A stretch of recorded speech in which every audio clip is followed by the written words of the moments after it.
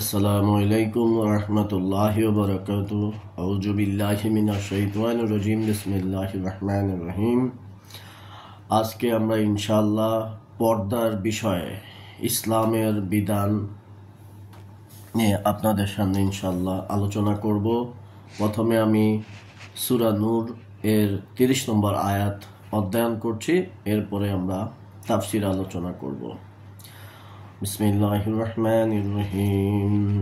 কুল লিল মুমিনিনা ইয়াগুদ্দু মিন আবসারিহিম ওয়া ইয়াহফাযু ফুরুজাহুম যালিকা আযকা লাহুম। যার অর্থ হলো, হে নবী, মুমিন পুরুষদের বলে দাও তারা যেন নিজেদের দৃষ্টি সংযত করে রাখে এবং নিজেদের লজ্জাস্থান সমূহের হেফাজত করে। এটি তাদের জন্য বেশি পবিত্র পদ্ধতি। যা কিছু তারা করে আল্লাহ তা জানেন। তারপরে আল্লাহ পাক রব্বুল আলামিন সূরা নূরের 31 নম্বর আয়াতে মহিলাদের জন্য বলতেছেন, কুল লিল মুমিনিনা মুমিনাতে ইয়াগুদ্দু মিন আবসারিহিম ওয়া ইয়াহফাযু ফুরুজাহুম। আর হে নবী, মুমিন মহিলাদের বলে দাও তারা যেন তাদের দৃষ্টি সংযত করে রাখে এবং তাদের লজ্জাস্থানগুলোর হেফাজত করে আর তাদের সাজসজ্জা না দেখায়। তাহলে দেখেন, আল্লাহ 30 নম্বর আয়াতে পুরুষদের জন্য, 31 নম্বর আয়াতের মধ্যে নারীদের জন্য, দুইজনকেই আল্লাহ পর্দা করার জন্য বলেছেন। এখন আসুন আমরা এবার একটু কোরআন এবং হাদিসের আরো কিছু কথা আমরা শুনি পর্দার বিষয়ে। হযরত বুরাইদা রাদিয়াল্লাহু তে বর্ণিত আছে যে রাসূলুল্লাহ সাল্লাল্লাহু আলাইহি ওয়াসাল্লাম হযরত আলী রাদিয়াল্লাহুকে বলেন, হে আলী, দৃষ্টির উপর দৃষ্টি ফেলো না। হঠাৎ যে দৃষ্টি পড়ে ওটা তোমার জন্য ক্ষমার যোগ্য, কিন্তু পরবর্তী দৃষ্টি তোমার জন্য ক্ষমার যোগ্য নয়। তার মানে কি, আমাদের ছেলে হোক মেয়ে হোক, নারী পুরুষ উভয়ের যদি বেগানা কোনো নারীর দিকে দৃষ্টি পড়ে যায় তাহলে নির্দেশ হলো দৃষ্টিটাকে সরাই ফেলতে হবে সাথে সাথে। কিন্তু আমাদের দেশে এই যে ছেলে মেয়েরা প্রেম করে, তারা প্রেম করার জন্য একটা বেগানা নারীর দিকে, একটা হারাম নারীর দিকে তারা তাকায় থাকে, আবার বলে আই কন্টাক্ট বলে ছেলেরা অনেক সময় এই কথাগুলাকে। এই যে বিষয়গুলো হচ্ছে বেপর্দা। আবার মেয়েরাও সেম, এরা ঘরের বাহিরে দাঁড়ায় থাকে, আবার ব্যালকনিতে দাঁড়ায় থাকে। এই যে দাঁড়াদাঁড়ি করে তারা একজন আরেকজনকে দেখে হারাম প্রেমটা করার জন্য, এটা গুনাহ। এটা আমার যুবক বয়সে, তরুণ বয়সে অনেক ছেলে মেয়েরাই করার চেষ্টা করে, আমরা অনেকেই করে থাকি। আল্লাহ আমাদের সকলকে ক্ষমা করুক। কারণ মুমিনদের বৈশিষ্ট্য হলো শুনলাম এবং মানলাম। আল্লাহর কথা শুনবে, সাথে সাথে মানতে হবে। এখানে কোনো কিন্তু যদি করা যাবে না। তাহলে আমরা সবাই শিক্ষা নেব। হযরত আবু উমামা রাদিয়াল্লাহু তে বর্ণিত আছে যে তিনি রাসূলুল্লাহ সাল্লাল্লাহু আলাইহি সাল্লামকে বলতে শুনেছেন, তোমরা 6টি জিনিসের দায়িত্ব নিয়ে যাও, তাহলে আমি তোমাদের জন্য জান্নাতের দায়িত্ব নিচ্ছি। 6টি জিনিস হলো, কথা বলার সময় মিথ্যা বলো না। আমরা তো এখন দুমসে সবাই খালি সব মিথ্যা কথা বলে, বিশেষ করে যারা সেলসে কাজ করে বিভিন্ন কোম্পানির, তারা কিন্তু অনেক সময় অনেক মিথ্যা কথা বলে। ব্যবসায়ীরাও কিন্তু অনেক সময় অনেক মিথ্যা কথা বলে, সবাই না। ইমানদার ব্যবসায়ী তো রয়েছে, যাদের একটু ইমান দুর্বল আছে বা ইমান নাই, তারা খারাপ জিনিসকেও বলে কি এটা পৃথিবীর সেরা মাল, এটা ইম্পোর্ট হওয়া মাল। এরকম না, জঘন্যতম খারাপ মিথ্যা কথা বলেন।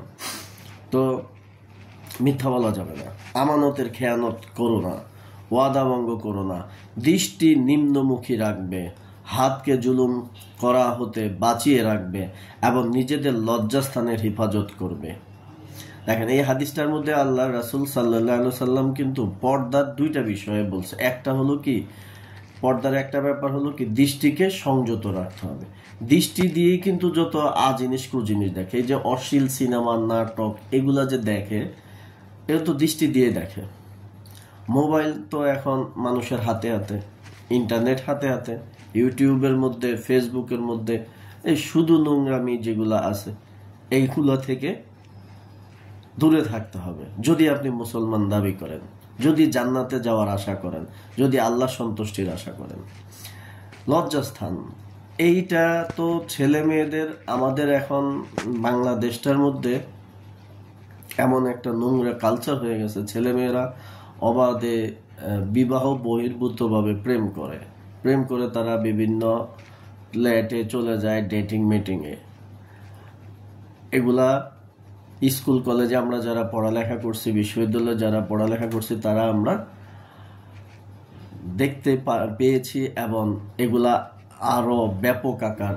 ইভেন দো বিভিন্ন সময় অনেক নিউজ বের হয়, যেমন ধানমন্ডিতে একটা মেয়ে মারাও গিয়েছে এভাবে তার বয়ফ্রেন্ডের সাথে, প্রেমিকের সাথে রুম ডেট করে নোংরামি করতে গিয়ে, মানে উল্টাপাল্টা হয়ে গিয়ে। তাহলে এই জিনিসগুলা কিন্তু হারাম। যে কোনো হারাম কাজ যখন কেউ করতে যায় তখনই বিপদ হয়। আল্লাহ তো আমাদেরকে সৃষ্টি করছেন, তাই উনি জানে কোনটাতে ভালো কোনটাতে খারাপ। এবং তো পরক্রিয়া, আমাদের অনেক পুরুষ মানুষ তারা স্ত্রীদেরকে দেশে রেখে সবার ভালোর জন্য তারা বিদেশে যায়। আবার দেখা যায় যে কিছু কিছু নারীরা স্বামীরাও বর্তমানে অন্যের সাথে উল্টাপাল্টা করে ফেলে। এটা খুবই জঘন্য। তাহলে লজ্জাস্থানের হেফাজত রাখতে হবে। লজ্জাস্থান দিছে হালাল উপায়ে, হালাল এনজয় করার জন্য, হারাম ভাবে না। হারাম ভাবে যেটাই করবেন খবর আছে, খবর তো আছেই। জাহান্নামের কথা একটু ভাইবেন, প্রতিদিন জাহান্নামের বিষয়গুলো অধ্যয়ন করেন সবাই, তাহলে গিয়ে আসলে ঠিক রাস্তা চলতে পারবেন। রাসূলুল্লাহ সাল্লাল্লাহু আলাইহি সাল্লাম বলেছেন, যে ব্যক্তি তার জিহ্বা ও লজ্জাস্থানের রক্ষার দায়িত্ব নেবে, আমি তার জন্য জান্নাতের দায়িত্ব নেব। কথা ক্লিয়ার, লাউড অ্যান্ড ক্লিয়ার কথা বলে দিয়েছেন আল্লাহ রাসূল সাল্লাল্লাহু আলাইহি সাল্লাম। জিহ্বা দিয়ে মানুষ মিছা কথা বলে, অন্যকে হুমকি দেয়, অন্যকে খারাপ কথা বলে, অশ্লীল কথা বলে। জিহ্বা দিয়ে যত আউলা জাউলা কথা তো এই জিহ্বা দিয়ে বের হয়। আর লজ্জাস্থান দিয়ে অশ্লীলতার চূড়ান্ত রূপ হলো লজ্জাস্থানের মাধ্যমে হয়। তো যাদের জেনা ব্যভিচার করার বদ অভ্যাস আছে, হোটেলে যায়। আমাদের বাংলাদেশ নাকি মুসলিম রাষ্ট্র, আমরা বলি এটা নাকি দ্বিতীয় মুসলিম রাষ্ট্র। আবার অনেকে বলে যেমন এই দেশটাতে দেখেন বৈধ পতিতালয় রয়েছে, যা কি রাজবাড়ির টান বাজারের মধ্যে, সেটা নাকি বাংলাদেশের বৈধ গভর্নমেন্টের নিবন্ধিত বৈধ পতিতালয়। চিন্তা করা যায়, যেখানে জেনাবা বিচার হয় সেখান থেকে আল্লাহর রহমত উঠে চলে যায়, গজব আসার সম্ভাবনা তৈরি হয়। অথচ এই দেশটা মুসলিম রাষ্ট্র বলে এখানে বৈধ পতিতালয়, নাউজুবিল্লাহ। তো সেখানে এই যে যায়, পরক্রিয়া প্রেম যারা করে, বিবাহ বহির্ভূত প্রেম যারা করে, ছাত্র জীবনে রুম ডেট করে, আবার পার্কে চলে যায়, নানাভাবে নোংরামি করে। যারা করে ফেলেছেন ভুলে না জেনে, তারা তওবা করবেন। জাহান্নাম থেকে বাঁচতে হবে, বাঁচতে হলে আল্লাহর হুকুম মতন চলতে হবে। আর যাদের বদ অভ্যাস আছে তারা তওবা করে পরিশুদ্ধ হন। বাংলাদেশে আসলে ইসলামী শাসন খুব জরুরি। আজকে বাংলাদেশে ব্যভিচার যেই আকার ধারণ করছে, বিদেশে স্বামীরা থাকে কিন্তু তারা খুব টেনশনে থাকে। দেশের কর্মজীবী স্বামীকে স্ত্রী অফিসে পাঠায় টেনশনে থাকে, কে জানে কার লগে সে আল্লাহ করে। আবার স্বামী স্ত্রীকে বাসায় রেখেও টেনশনে থাকে। কি এক টেনশন! যদি ইসলামী শাসন হইতো তাহলে এইসব টেনশন থাকতোই না। কারণ তখন ইসলামী শাসন কি, আগে মানুষকে কোরআন হাদিস পড়ায় মানুষের মন মস্তিষ্ক পরিষ্কার করা হয় এবং পাশাপাশি আইন বাস্তবায়ন করা হয়। কেউ উল্টাপাল্টা করলে শাস্তি। আপনি দেখেন বাংলাদেশে ইসলামিক দল যারা রয়েছে, যারা ইসলাম প্রতিষ্ঠা চায়, তাদের দলের কয়জন আপনি পেয়েছেন যারা আপনার হলো কি নারী দর্শন করেছে, অথচ ইসলাম প্রতিষ্ঠা চায় না এমন রাজনৈতিক দল যারা আছে তাদের দেখেন হাজার হাজার রেকর্ড। তাহলে এখন ইসলামী দলের লোকগুলা তো এই সমাজেরই মানুষ, তারাও তো পুরুষ, তাহলে তারা কেন ঠিক থাকে? একটাই কারণ, তাদের মন মস্তিষ্কটা কোরআন হাদিস দিয়ে পরিষ্কার করা হয়, যার কারণে তারা কি এই অপকর্মটা করে না। আল্লাহর ভয় তাদের ভিতরে তৈরি হয়। কোরআন হাদিস অধ্যয়ন, আল্লাহর ইবাদত বন্দিগি করা, এটা এমন একটা সিস্টেম, এর ফলে আপনি কি হবেন? পরিশুদ্ধ হবেন। সহিহ হাদিসে হযরত আবু হুরায়রা রাদিয়াল্লাহু তাআলা বর্ণিত আছে যে রাসূলুল্লাহ সাল্লাল্লাহু আলাইহি ওয়াসাল্লাম বলেছেন, ইবনে আদমের জিম্মায় ব্যভিচারের অংশ লিখে দেওয়া হয়েছে, সে অবশ্যই তা পাবে। চোখের ব্যভিচার হলো দেখা, মুখের ব্যভিচার হলো বলা, কানের ব্যভিচার হলো শোনা, হাতের ব্যভিচার হলো ধরা, পায়ের ব্যভিচার হলো চলা। অন্তর কামনা ও বাসনা রাখে, অতঃপর যৌন অঙ্গ এই সবগুলোকে সত্যবাদী করে অথবা সবগুলোকে মিথ্যাবাদী বানিয়ে দেয়। প্রত্যেকটা অঙ্গের কি আছে? ব্যভিচার আছে, এ হাদিস থেকে বলেছে। তাহলে এই যে চোখ দিয়া খালি দেখেন না, চোখ দিয়া খালি দেখেন না, আল্লাহ জাল্লাহ জিনিস দেখেন না ভাই, খবর আছে। হযরত উম্মে সালমা রাদিয়াল্লাহু তে বর্ণিত আছে যে তিনি এবং হযরত মাইমুনা রাদিয়াল্লাহু রাসূলুল্লাহ সাল্লাল্লাহু আলাইহি সাল্লামের নিকট ছিলেন। এমন সময় হযরত ইবনে উম্মে মাকতুম রাদিয়াল্লাহু তথা আগমন করেন। এটা ছিল পর্দার হুকুম নাজিল হওয়ার পরের ঘটনা। রাসূলুল্লাহ সাল্লাল্লাহু আলাইহি সাল্লাম তাদেরকে বললেন, তোমরা পর্দা করো। তারা বললেন, হে আল্লাহর রাসূল সাল্লাল্লাহু আলাইহি সাল্লাম, উনি তো অন্ধ লোক, তিনি আমাদেরকে দেখতেও পাবেন না এবং চিনতেও পারবেন না। তখন রাসূলুল্লাহ সাল্লাল্লাহু আলাইহি সাল্লাম বলেন, তোমরা তো অন্ধ নও যে তাকে দেখতে পাবে না। সুবহানাল্লাহ। এই হাদিস থেকে আমাদের জন্য কি শিক্ষা দেখেন? একজন অন্ধ সাহাবী আসতেছে, অথচ আল্লাহ রাসূল সাল্লাল্লাহু আলাইহি সাল্লাম আমাদের মাদেরকে বললেন ভিতরে যাও। তারপরে ওনারা তো পুরো ব্যাপারটা বুঝতে পারে, ওনারা বলল উনি তো অন্ধ, আমাদেরকে দেখবে না। তো আল্লাহ রাসূল সাল্লাল্লাহু আলাইহি সাল্লাম বললেন, তোমরা তো অন্ধ না, ওই পরপুরুষকে তো তোমরা দেখতে পারবে। চিন্তা করতে পারেন পর্দাটা কিভাবে ছিল। অথচ আজকে এই যে যেটা বললাম, ছেলেরা মেয়েদেরকে দেখায়, মেয়েরা ছেলেদেরকে দেখে, এমন দেখতে দেখতে থাকে। সহশিক্ষা মানি তো বাংলাদেশটার মধ্যে এমন একটা বাজে অবস্থা, মানে কাফের মুশরিকদের সকল সংস্কৃতি আমাদের দেশটার মধ্যে ভরপুর। ছেলে মেয়ে মানে একই সাথে বসবাস করে, একই সাথেই স্কুল কলেজ করে, একই সাথে আড্ডা দেয়, একই সাথে ইয়ে করে, গল্প গুজব করে, যার ফলে কি হচ্ছে? এই জেনা ব্যভিচারটা তৈরি হয়ে যাচ্ছে। যার ফলে আপনি একটা জিনিস দেখেন, পর্দাটা কত জরুরি, জেনা ব্যভিচার বন্ধ হওয়াটা কত জরুরি। এখন একটা জালিম ছেলেও যখন বিয়ে করতে যায় তখন সে ভালো মেয়ে খুঁজে, আবার একটা নোংরা মেয়েও আপনার কিন্তু তাদের বাবা মারা বিয়ে দেওয়ার সময় একটা ভালো ছেলে খুঁজে। তাহলে এখন ভালো ছেলে আপনি পাবেন কই যদি এইভাবে নোংরামি করে করে সব নষ্ট করে ফেলেন? এবং এই যে বিয়ের বহির্ভূত ছেলেমেয়েরা প্রেম করে যে ব্যভিচারটা করার ফলে কি হয়ে যাচ্ছে? আপনি তো মনে করতেছেন ভালো মেয়ে বিয়ে করছেন, কিন্তু এই মেয়েটা বিয়ের আগে কি যদি করে ফেলে উল্টাপাল্টা, তাহলে সেই ক্ষেত্রে আপনার সন্তানটা কার? আপনার না ওই আগে যার সাথে সে উল্টাপাল্টা করছে তার? সে আইডেন্টিটি তো থাকে না। তাহলে ইসলামী শাসন কত জরুরি দেখেন। আল্লাহ তো এমনিতেই বলে নাই যে দিন কায়েম করো, দিন কায়েমটা কত জরুরি। আর আল্লাহ রাসূল সাল্লাল্লাহু আলাইহি সাল্লাম এমনিতেই তো মদিনাতে যাওয়ার আগে আল্লাহর কাছে সেটার ওই মদিনার কি চান নাই? রাষ্ট্রীয় পাওয়ারটা চান নাই। এই জন্য চেয়েছেন মদিনার রাষ্ট্র পাওয়ারটা, আল্লাহ রাসূল এই জন্যই চেয়েছেন যেন উনি জানেন রাষ্ট্রীয় পাওয়ারে ইসলাম গেলে ইসলাম কি ফুললি এস্টাবলিশড হয়। আর এই জন্যই তো খেলাফতে রাশেদার যুগে 4 সাহাবী, 4 জন খলিফা বিভিন্ন রাজ্যগুলা কি করছেন? তারা জয় করেছেন জিহাদের মাধ্যমে, শুধু ইসলামটাকে পরিপূর্ণভাবে প্রতিষ্ঠিত করার জন্য।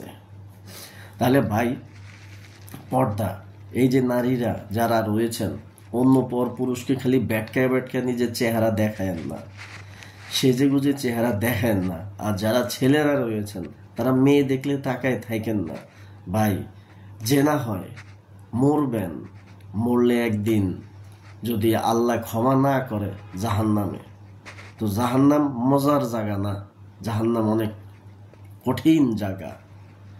নিজেরে একদিন সারাদিন সূর্যের তাপে রোদ্রের মধ্যে দাঁড়ায় থাইকা পরীক্ষা করেন, জাহান্নামে যাওয়ার জন্য যে পাগলামি করতেছেন, পাপ করতেছেন, এই সূর্য তো কাছ থেকে আপনাকে তাপ দিবে। আপনাকে আগুনে একদিন দাঁড়ায় থাইকা দেখেন। এই যে আমাদের মাইলস্টোন স্কুলে যে বাচ্চাগুলা বিমান দুর্ঘটনা হইল, আমরা চোখের সামনে দেখলাম, শিশু বাচ্চা, ফুলের মতন বাচ্চাগুলা কি হয়ে গেছে, কত কষ্ট তারা পেয়েছে।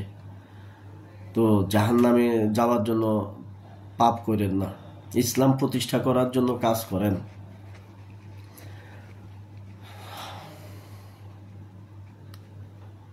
তো এরপর আসেন, আল্লাহ পাক রব্বুল আলামিন বলেন, হে নবী সাল্লাল্লাহু আলাইহি ওয়াসাল্লাম, তুমি তোমার স্ত্রীদেরকে, কন্যাদেরকে ও মুমিনদের নারীদেরকে বলো তারা যেন তাদের চাদরের কিয়দংশ নিজেদের উপর টেনে দেয়, এতে তাদেরকে চেনা সহজতর হবে, ফলে তাদেরকে উত্ত্যক্ত করা হবে না।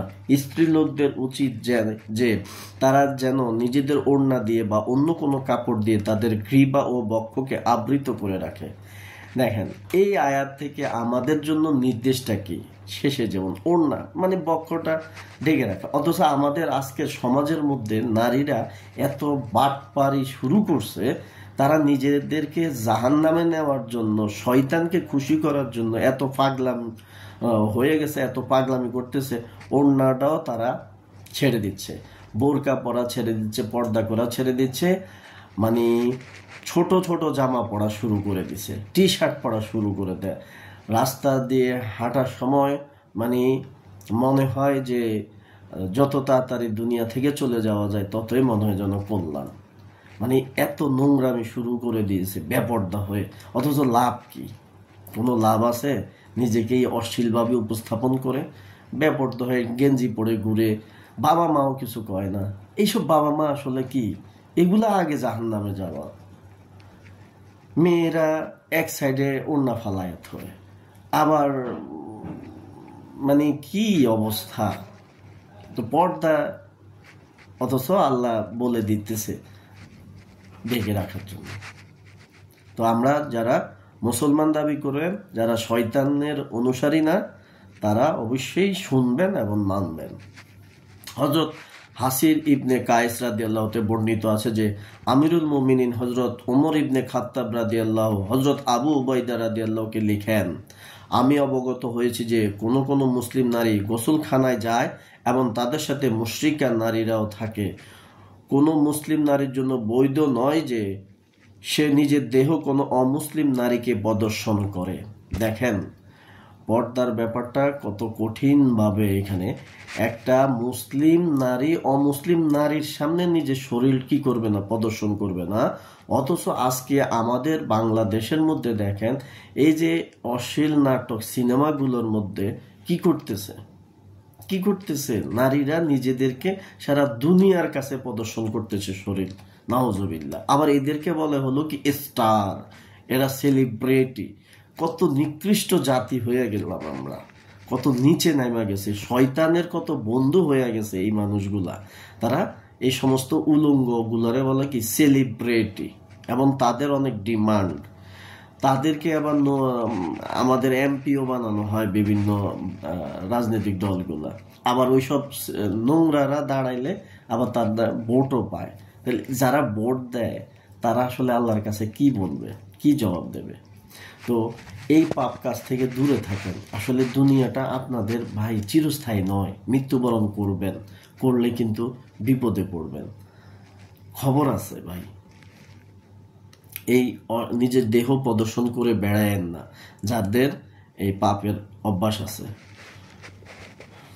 সহিহ বুখারী ও সহিহ মুসলিমে বর্ণিত আছে যে রাসূলুল্লাহ সাল্লাল্লাহু আলাইহি ওয়াসাল্লাম বলেছেন, তোমরা স্ত্রী লোকদের নিকট প্রবেশ করা হতে বেঁচে থাকো, প্রশ্ন করা হলো, হে আল্লাহ রাসূল সাল্লাল্লাহু আলাইহি সাল্লাম, দেবর ও বাসুর সম্পর্কে আপনার মত কি?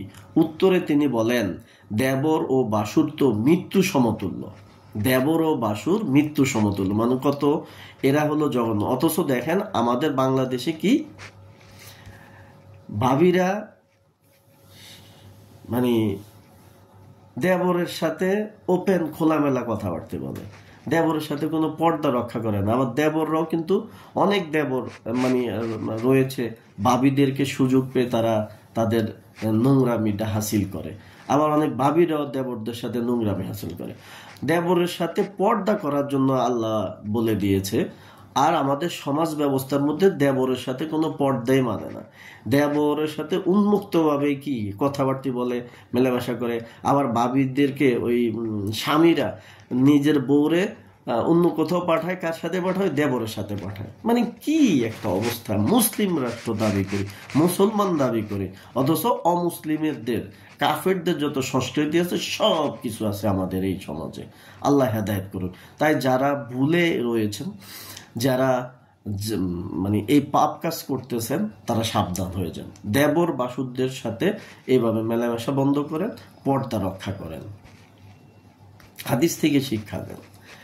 মহান আল্লাহ বলেন, স্ত্রী লোকেরা যেন তাদের গোপন আবরণ প্রকাশের উদ্দেশ্যে সজোরে পদক্ষেপ না করে। অজ্ঞতার যুগে এরূপ প্রায় হতো যে স্ত্রী লোকেরা চলার সময় জমিনের উপর সজোরে পা ফেলত, যাতে পায়ের অলংকার বেজে ওঠে। ইসলামে এরূপ করা নিষিদ্ধ হয়ে যায়।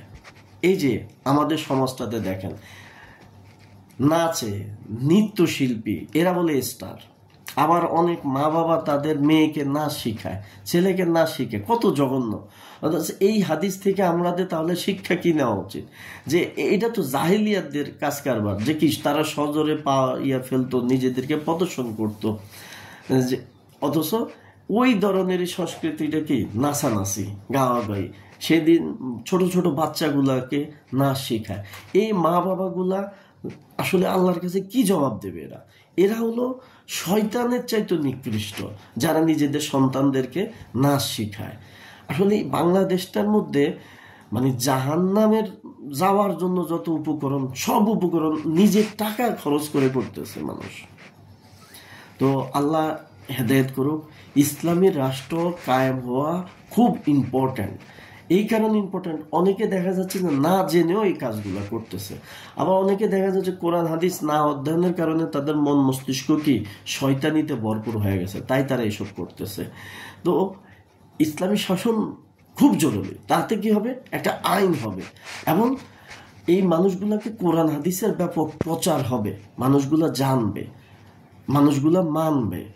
আল্লাহ আসলে আমাদেরকে হেদায়েত করুক, আল্লাহ আমাদেরকে ক্ষমা করুক। এই সমাজটা পচে গেছে।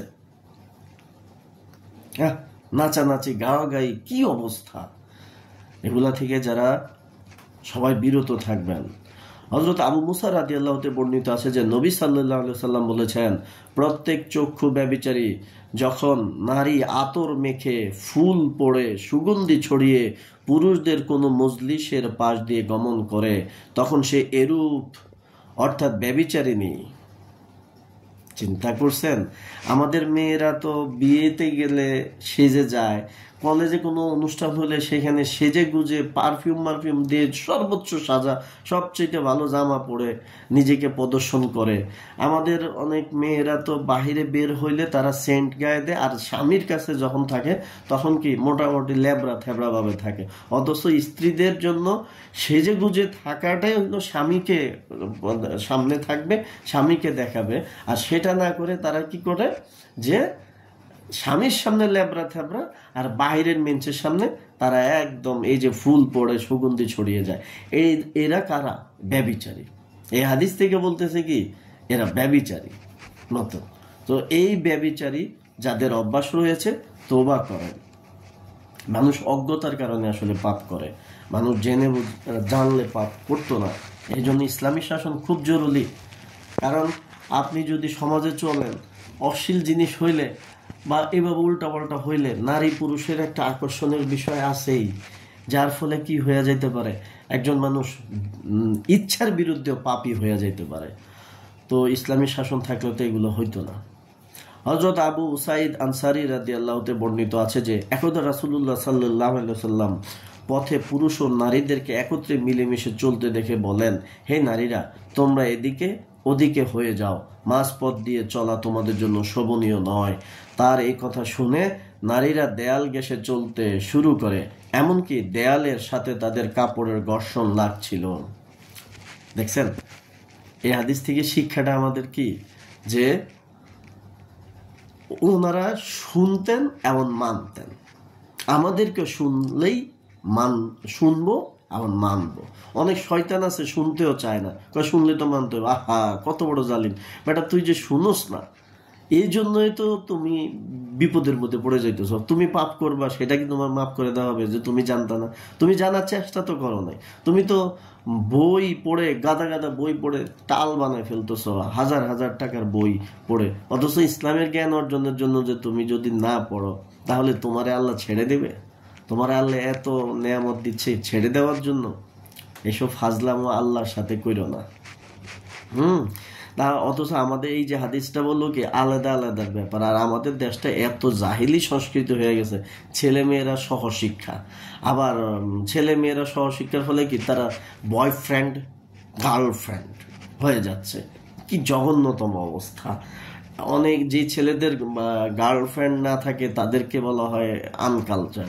আবার মেয়েরা, এটা আমাদের সংস্কৃতি। আবার এখন দেখি ওই জামাত ইসলামের অনেক নেতাদেরকে বিভিন্ন টক শোতে মানে উপস্থাপকরা প্রশ্ন করে, আপনারা কি ক্ষমতায় আসলে মেয়েদেরকে বোরকা পরাইবেন? মেয়েদেরকে কি আপনারা ওই সহশিক্ষা বন্ধ করে দেবেন? আপনারা মেয়েদেরকে এইভাবে এই ডেটা, মানে মনে হয় যেন কি বোরকা পরাটা কত বড় একটা মানে কঠিন কষ্টের, বা মনে হয় যেন এটা খুবই একটা অন্যায় কাজ তাদের জন্য। অথচ এই নারীগুলা বোঝে না যে তারা বেপর্দা হইয়া এই তো মানুষের যে পণ্যের মতন নিজেদেরকে প্রেজেন্ট করতেছে, এটা তাদের জন্য কত অসম্মানের ব্যাপার। আর তারা মরার পরে কোথায় চলে যাবে? আল্লাহ ক্ষমা না করলে তো জাহান্নাম অবধারিত। আল্লাহ ক্ষমা করে দিলেন, এসে আল্লাহর কাছে তোবা চাইতে পারলেন, এসে মাপ চাইবে। তো এরা যারা এই ধরনের উল্টাপাল্টা চলে, এরা তো মনে হয় না আল্লাহর কাছে তোবাও চায়। তো আল্লাহ হেদায়েত করুক মানুষদেরকে।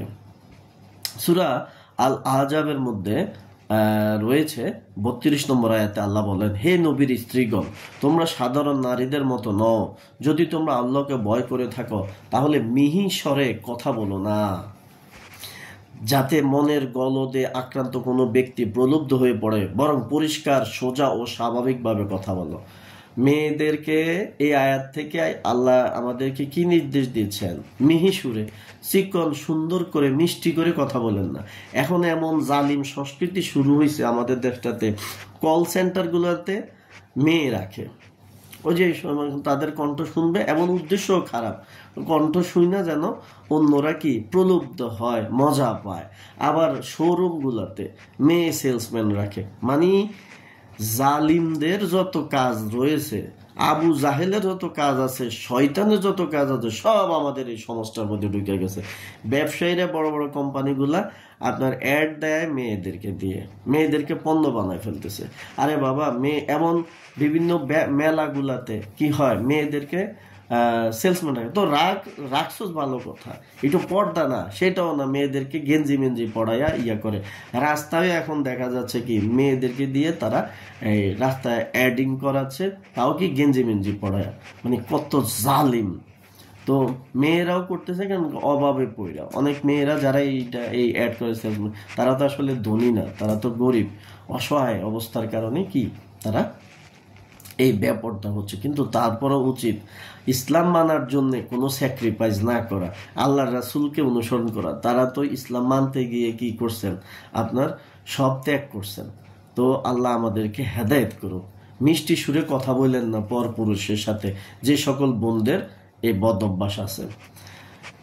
তারপর আল্লাহ বলেন, সূরা আযাবের 33 নম্বর আয়াতে, নিজেদের গৃহ মধ্যে অবস্থান করো এবং পূর্বের জাহেলি যুগের মতো সাজসজ্জা দেখিয়ে বেরিয়েও না, নামাজ কায়েম করো, যাকাত দাও এবং আল্লাহ ও তার রাসূলের আনুগত্য করো। আল্লাহ তো চান তোমাদের নবী পরিবার থেকে ময়লা দূর করতে এবং তোমাদের পুরি পাক পবিত্র করে দিতে। তাহলে প্রথমেই আয়াতের প্রথমে বলা হচ্ছে কি, পূর্বে জাহেলি যুগের মতো সাজসজ্জা দেখিয়ে বেড়াইও না। তো যে বোনেরা রয়েছেন মানে বাহিরে বের হওয়ার সময় একদম বিয়ের সাজে সাজার মতন সাজেন, তারা সাবধান হন, তওবা করেন, ক্ষমা চান। আব্দুল্লাহ বিন আব্বাস রাদিয়াল্লাহু থেকে বর্ণিত, তিনি বলেন রাসূলুল্লাহ সাল্লাল্লাহু আলাইহি সাল্লাম ইরশাদ করেন, কোন পুরুষ যেন বেগানা কোনো মহিলার সঙ্গে নির্জনে অবস্থান না করে, সে মহিলার এগানা কোনো পুরুষের উপস্থিতি ছাড়া। যারা আমাদের সমাজে দেখা যায় পার্ক গুলাতে, এই যে যেমন ঢাকা শহরে একটা পার্ক আছে বোটানিক্যাল গার্ডেন বা বিভিন্ন পার্কে ছেলে মেয়ে জোড়ায় জোড়ায় বসে থাকে। বোটানিক্যাল গার্ডেনে তো যাওয়ার উপযোগী নয়, সেখানে তো ছেলে মেয়েরা জোড়া জোড়া আর উল্টাপাল্টা নোংরামি। হ্যাঁ, তো এই যে আল্লাহ বলতেছে যে একাকী ভাবে যেন না থাকে, আর আমরা মুসলমান দাবি করি অথচ আমরা একাকী টোকাই। একাকী কোথায় কি করা যায়, শুধু নোংরামির উদ্দেশ্য। তওবা করেন, আল্লাহর কাছে ফেরত আসেন, শয়তানের পথ থেকে ফেরত আসেন। জাবির রাদিয়াল্লাহু থেকে বর্ণিত, তিনি বলেন রাসূলুল্লাহ সাল্লাল্লাহু আলাইহি সাল্লাম ইরশাদ করেন, তোমরা এমন মহিলার ঘরে প্রবেশ না করে যার স্বামী তখন উপস্থিত নেই, কারণ শয়তান তোমাদের শিরা উপশিরায় চলাচল করে। সাহাবাগণ বললেন, আমরা বললাম আপনারও? তিনি বললেন, আমারও। তবে আল্লাহ তাআলা তার ব্যাপারে আমাকে সহযোগিতা করেছেন, তাই আমি তার অনিষ্ট হতে নিরাপদ, অথবা তাই সে এখন আমার অনুগত। তাহলে আল্লাহ রাসূল সাল্লাল্লাহু আলাইহি সাল্লাম বলেছেন আপনাকে কি করার জন্য, কোনো নারীর ঘরে যাওয়া যাবে না যদি ওই নারীর স্বামী না থাকে ওই ঘরের মধ্যে। আপনারা যারা শুধু একটা মহিলাকে নির্জনে অবৈধ কোনো কিছু চিন্তা করে থাকেন, তারা সাবধান হন, মৃত্যু হবে। মৃত্যু হইলে আল্লাহ ক্ষমা না করলে জাহান্নামে যাবেন।